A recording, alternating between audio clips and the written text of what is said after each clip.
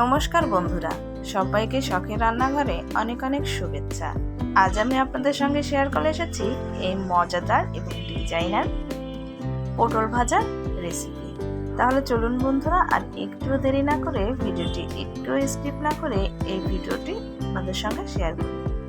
এর জন্য আমি প্রথমে 5টা পটল নিয়ে নিয়েছি। আপনারা আপনাদের প্রয়োজন মতো পটল নিয়ে নেবেন। আমি পটলগুলোকে আগে ভালোভাবে জল দিয়ে ধুয়ে নিয়েছি। এরপর আমি পটলের দুই পাশটা কেটে নেব।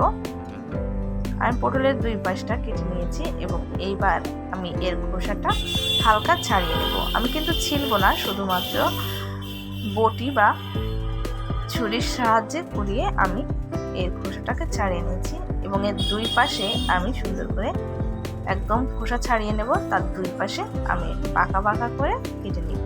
এভাবে সবগুলো পটল কিন্তু আমি কেটে নিয়েছি। এখন পটলের গায়ে আমি দিয়ে দিচ্ছি হলুদ, লবণ, চিনি আর সামান্য শুকনো মরিচের গুঁড়া। আমি এখানে হলুদ, লবণ, চিনি আর শুকনো মরিচ দিয়ে ভালোভাবে পটলের গায়ে এটাকে মাখিয়ে নেব।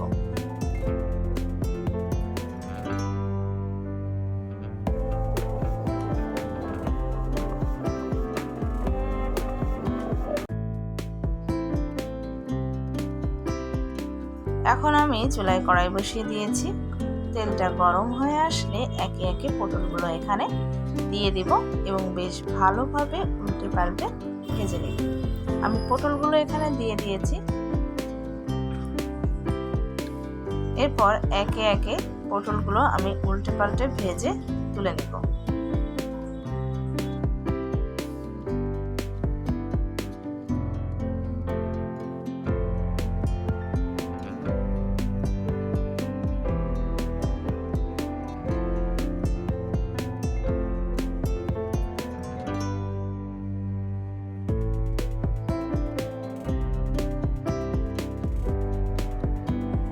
তৈরি হয়ে গেছে মজাদার পটল ভাজির রেসিপি।